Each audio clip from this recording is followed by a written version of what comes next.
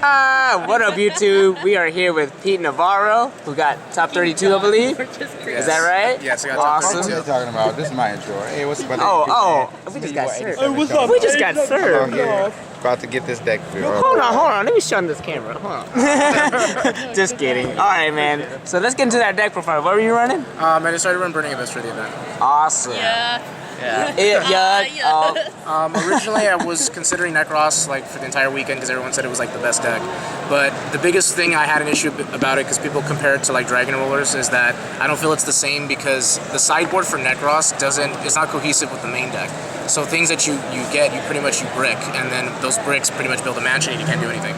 So at that point, I'd rather play something that had more consistency, not just in the main deck, but whatever I sided was just as threatening as whatever I mained, and it worked with what I was playing with. So in the long run, when I started testing Necros, I was either losing to random outs to like Mistake, or I would lose just to cleave forward. And the mirror match was just atrocious. I hated that going into time. So I decided to go with Burning Abyss. I felt very comfortable with it. I liked it. And I pretty much rather played an obstacle course deck that made it harder for them, but at the same time had the same speed and play as basically Necros. Definitely. So I'll just go ahead and I'll get into the list then. For the first initials, it's 3 Skarms. You have to play it. It's the starter, basically. 3 Graph. Pretty much the core. The best original 9 are always the best ones. 3 Sirs. Now, pretty much for the rest of the Burning Abyss, I only play one-ofs.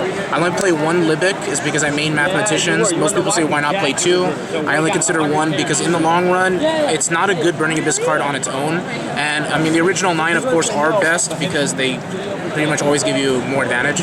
And the Libic on its own is only good play for the Mathematician or just acts as another BA special summon when you need it. So that's the only reason why I only liked 1 of it, and in testing 2 is pretty bad, so I just liked 1. I played only 1 Farfa for the event. I know a lot of people like it at 2, possibly 3, just as a Jin out, but you can manipulate it as much as you possibly can. If you ever need it, you can always get to it, and I feel like 1 is enough. And it was pretty much, this was wonderful all weekend, so I didn't mind that at all. I only played 1 Rubik. Most people play 2 for the Virgil play, but I prefer just to pass on it. Once you make Virgil, the only time you really make it consistently is against the Necros in certain times and situations where they're not ready for it, or if you play it against pretty much the mirror match, and that's the only time it really matters. It was pretty much wonderful at 1, and again, it doesn't have an effect to get you a plus advantage, that's why I didn't play more than 1. For the last Burning Abyss was Barbar. This card pretty much defines the deck as the best deck in my opinion, because this card, all the decks in the game don't have a burn element other than a Cowboy in the extra deck, but a main deck card that can constantly allow manipulation with moving just any 3 Burning Abyss cards. This multiple times, I gamed almost all my opponents using this card, and it wasn't even because the burn damage won me the game. I was already in a winning position, but this clinches pretty much all the wins at that point. The 1 Tour Guide, best girl of the deck, you have to play her. I played 2 Mathematicians. Now, a lot of people are just angry at the fact that when they play with this deck that they're always worried about a Trishula turn 1. You have a multitude of options with Mathematician, and you can't forego the fact that, yes, he may still stay on the field, but you're going to draw a card if he dies. If he still stays in play, you're going to Tour Guide with it. You can Libic the combos off of it later on. There's a plethora of options with it, and I actually like the fact that he has the greatest utility in the deck. And like I said, this card was amazing all weekend. I would never take it out. I was perfectly fine with it. And in Compass with him, I played Peril as a 1-of. This card single-handedly knocked me out of every single Denko Cycle lock, knocked me out of getting OTK'd round 1 by Necros, helped me get rid of any of the back rows and certain matchups against Mirror Match. This got rid of Shadow Imprisoning Mirror. This card is probably the most underestimated card in the deck. A lot of people try 2. 1 is like just the perfect number though. It gets it to when you need it. It's an easy side deck choice if you really wish to, but it's an out to every single side deck card that may floodgate you, or a card that just in general most people can't deal with. And this beats over the attack threshold that this deck has, so this is perfect for it. Onto the spells. Originally, I was going to play Galaxy Cyclone, and I took it out for Dark Hole, and I think that was the smartest decision I did all weekend. Why is that? Because I played 9 Necros altogether in the event, and every single one of them I beat them because I blew them out with Dark Hole. Oh my god. And they were not ready for this at all. And honestly, even against Mirror Match, I blew out board, brought out summons with Barbar, just go for game. And then it's just ridiculous how much the amount of damage that this deck can put out, anywhere from a 4200 range all the way down to a 77. And that's just with the Barbar play and that leaving him at 300, and then you can just win from there. So this was a wonderful card just in general, and I'm so glad I made that change. I side Galaxy Cycle on the 1-of, but this was the most beneficial thing for me in the long run. Yeah. Regeki, of course, just to initiate the OTKs in plays, and also Dark Hole, as a matter of fact, too, plus Regeki were out to Vanity's Fiends that people side decked against me. Book of Moon is single-handedly, my friend recommended this for me, even though I was originally playing it. He recommended for me, and I beat the 2 out of the 3 mirror matches. I lost in top 32 to mirror match, but I couldn't do anything about it. He blew me out. Book of Moon, though, won me all the mirror matches, and this card was single-handedly amazing. I was very, very happy with it. Foolish Burial, it's just too good in this deck. Graph Sirs, and go into it. Now, onto the traps, and this is the reason why I wanted to play this deck to begin with, is that it allows you to play around, it lets you play around pretty much any deck turn 1, whether you're going first or second. Because if you go second, you're drawing into a card that's going to be more threatening because you have more back row to worry about. And then if you go ahead and go turn 1, you can set up against any Necros player and never have a hand, usually turn 1. And you have a commitment board, and then if you do get a hand, you want to add through Scarm, you have your live Mind Crushers ready to go and your live Wind Blast. So it plays a lot of mind games, and I can say that I never got Trish this entire weekend. Really? Did you really not get Trish? I never got Trish this entire weekend. Main decking 3 Mind Crush. This card is amazing in this deck, and this is the only deck, in my opinion, that can utilize it. Some people try to be peachy and run it in Necros in the main deck. I think it's a horrible idea. It doesn't progress your game state. It's also a card you can't instantly activate. With Burning Abyss, though, there's an advantage for everything. I had a 100% call rate on this, so every single Mind Crush blew out every single Necros player. Necros Unicorn, hitting Valks, hitting anything. There's one point where I purposely called it wrong to Farfa off a card, so that way he couldn't win that turn. And then that also helps too. Okay. I chose to run 3 Karma Cuts and 2 Wing Blasts for this event. I feel like Wing Blast is very powerful, but in the long run, putting anything on top of a player's deck, only certain matchups that really matters, and Necros that's not a good thing. Karma Cut was perfect because it's great for mirror match. It's perfect to deal with anything that you're worried about with Necros, because the more monsters they lose, the harder the game is for them. And all of these were very effective. This was a wonderful card choice. I like Regeki Break, but some people they don't like it. But I mean, this was perfect for this event. I was very, very impressed with it, and this was probably an engine I'll play from now on with it, because this did so much more than I originally thought it was going to. Best card of the entire weekend was Fiend's Grieving. This card is very unpredictable in what it can do, which is why I feel it makes it so powerful.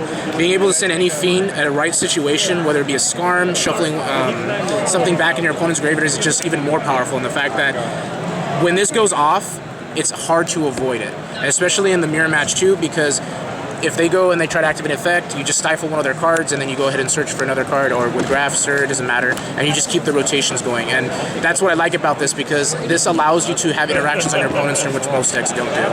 If you had more space when you play a third? No. 2 Mathematicians 2 of this was like the perfect option with it. I was very happy with every single card choice in my main deck.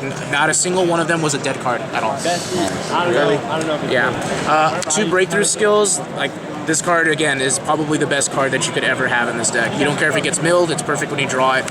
Again, you can't get Gin Locked, and it's a play against any juice, and this is perfect for that. Now I play a lot of power 1-ofs. I play every single ban card that's a trap at 1, and then, except for Bottomless Trapple. And I play certain cards just to help mediate like what I draw. I only play 1 Fire Lake, and the reason why I only play 1 Fire Lake is because Lake is good to play and draw it at certain times, but if you draw more than 1, it's really, really bad. It's not a proactive trap card, it just sits there. You have to fulfill the conditions, which sometimes can be very easy and other times very difficult. So only 1 was fine, it was perfect, it did everything it needed to do, so it was fine. I never had any issues with it. Now onto the other one I played, it was a 1 of Mistake.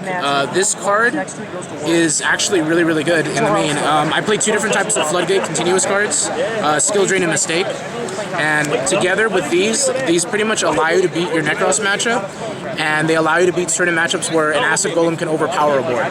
And a matter of example, this actually won me the mirror match, which was pretty funny, was that he tried to search for Scarm in the end phase, and he thought he was cool about it, so I said Mistake, and then he's like, okay, well, he had 3 back row, and then I'm like, okay, well, sacrifice my Scarm and my Dante, I'm going to pop 2 of your back rows and my Mistake. So then I was able to search Tour Guide, I drew, I MSC'd his last card, and then I went off from there and he couldn't come back. Yeah, so he was not prepared, and that was game 1, and that was like the perfect situation. But and then Skill Drain, this card blows out Necros. There were multiple games where I had Skill Drain and I had Vanity's Emptiness together, and it was impossible for them to win. And that was just a wonderful thing about it. And like I said, the one Emptiness is just, it does what it needs to do. Crush Card Virus, I only resolved it once this entire weekend. It did win me the game. I cited it out almost every game because if Necros are going to put in hands, I don't really care for it other than that. But that's what it was good for. I mean, it was an easy side deck card. I kind of like that. So, Torrential Tribute, it blows out stuff if they commit to the board. It's perfect. Solemn Warning, it's just good in general. And then my favorite card of the entire event was Ring of Destruction. This allows you to get to the attack threshold that you need to beat every single opponent. Usually, every single Necros player I played, except for one of them that I went to for a draw issue, this allowed me to OTK them by turn 2 to 3 every single time if I drew it. Not to mention, at the same time, since I siphoned their entire hand through Mind Crush, I pretty much knew what they had and just go for game from there. So, and that was the main. 40 cards? 41. I played 41 altogether. Awesome. Yeah. And like I said, the entire main deck was perfect. Okay. Now going on to the extra deck real quick. Just tokens. Anybody wants? Oh yeah, them Dragon Knights. Yep. I want that Dragon Knight. Okay. The one altogether, the one Virgil, I never needed more than one. I only play one Rubik, so that's the main reason why it's there. 2 Downer Magicians. I didn't want a 3. You could use 3, but you really need 3. 2 Acid Golems. Again, this is for the skill drain situation. I would probably never run the second one ever again. I only made him once, and I know some people say it's an out for like BLS and things like that, but honestly, if you're playing BLS in this deck already, that's bad. I just really feel that is bad. I mean, it's a very powerful card, but sometimes you don't need powerful cards if the deck's already powerful. Nightmare Shark, it seals games. There's nothing you can avoid about that. Giga Brilliant, I never made it all weekend, but it's just for attack thresholds when you need it. Ghost Trick Alucard is very, very overpowered. This deck, if you play it correctly, you can play around every single thing that they did. I can say I made this at least 7-8 times this entire weekend, and it's a good card to play around some combo pieces with this. So I really like this card a lot. Mech Whip Engineer, this card I made a lot this weekend, and it's probably one of the single-handedly I'm glad I did it. And I'll explain more to it when I get into the sideboard. Wind Up Zenmane's never made it, but I know it's good for that reason. Triple Dante, it's part of the deck. Fortune Tune is for time, and actually it was funny because one of the mirror matches I beat because of it. I mean, I already won game 1, but game 2 I guaranteed it was impossible for him to win, so I just made the bird and it was for game. And then the best card of the deck for F-Zero, I beat my Shadal matchup because of it, because I had 2 Dantes I overlaid on top of him, and what I did is he had a Construct, and I attacked him for game because it can't die by Construct by detaching, and I took his Construct hit him for 28 for game. So this card is like single-handedly one of the best cards that you can play with it. And now it was a stick chair variant that I played, so. Okay. I remember when people thought that card was dumb. Yeah, well, it's a character card, so people like that. Alright, now onto my sideboard. It was 2 Spell Cancelers. Now, Spell Canceller is very, very, very powerful versus the Necros matchup. Not because of what he negates the spells, is that if you combined it with Mech Whip Engineer, it's an impossible game state for them to beat this. The only way that they can even have, like some people have said, oh, well, what if they have DD Warrior Lady? I'm like, I'll just switch DD Warrior Lady to Defense Mode. So a lot of people get confused based on what they can do with it, but Mech Whip Engineer, with any forms of material, like even a Scarm, you're going to OTK them or control the board outright. And I did this several times over the entire weekend, where I did 3 times in total, and I did it also in my top 64 match. And game 3, I just made this board, there was nothing he could do. So he pretty much scooped by turn 3, because there's nothing else by that. They can't even search, they can't do anything to help them out. I mean, they can search for more Valks, but the cool thing about him is that if they do make Valk, you attack with something. They go Valk, you activate his ability, switch to defense mode, now the attack's not negated, so you just keep going. So that's the only reason why he's more beneficial in the long run than any of the other cards I used. Okay. 2 Spell Cancelers, 2 Artifact Lancias. I actually used them, I only cited one most of the time, so people say why not both. I actually didn't really care to cite the second one at times. I play enough back row where it doesn't even matter anymore. And then this, again, it's good enough for it, but it was fine. The spells, I played 2 Defusions. This was for the Shadal matchup. I actually played 3 Necros decks that were also playing Shadals in the main. I only ever cited one. I didn't really care for it, but it was fine. I still won the games because of it, though. But this was mainly for just Shadal variants, just to get out of the window locks, which, believe it or not, against that matchup I used it, I got rid of a Construct, so that worked out very, very well. 1 Galaxy Cyclone, it's mainly for the Mirror, Cleave Fort, just back row heavy decks. The Telenice actually won me a game because of it. I got rid of a Shadow Imprisoning Mirror, so that was really beneficial. 3 Mystical Space Typhoons. This is just for the heavier back row decks that just want to hate this deck, so that's not that bad. 2 more mistakes for the sideboard. This is just to make sure that other decks can't play their game. I can still play under it, so it's not an issue. And most of the time, if they're like, oh, they're going to side MSTs or they're going to have decrees, well, they have to deal with this. And all their, especially Necros, when they side deck, they're going to side deck multiple cards to get rid of the back row, but those cards don't progress their game state. So as long as this is in play, they're going to waste cards on these, and then I'm going to start playing real cards that they're going to have to deal with. Additional Lake, this is for mirror match and for, again, more intensive back rows. And then the last thing was 2 Chaos Trap Holes. Pretty much good against everything in the meta game right now, so it was really beneficial that I had it. I mean, against the Cleese, obviously, it does nothing, but I used it against Tellarknight, Shaddolls, Necros. This thing hit Denko for days, so I was kind of happy about that. And I can say that I never lost to a Denko or a Royal Decree because I played it on every single one of those. Nice. So. Well, congrats, man, on that top 32. Any shout-outs you want to give out? I see a Rare Hunter shirt on you. Yes, I want to give a shout-out to my business that officially will be ready as soon as I get back from Nationals. Our website will be up soon. It's Rare Hunters. Literally, it's named after, Rare Hunters from, the show. Awesome. And we've even, like I said, even Merrick likes it, so that's kind of a good thing. So awesome. Yeah, links will be down there. Yeah. So, overall though, like I said, I had an amazing weekend. The judges did a great job with the entire event. I really had a great time, especially hanging out with all my friends. And, I was surprised how well I did, honestly. The deck was amazing, like I said. I had no problems or issues with it at all. So. All right. Well, thanks, Pete. Thanks for the deck profile. No problem. Thank you, guys.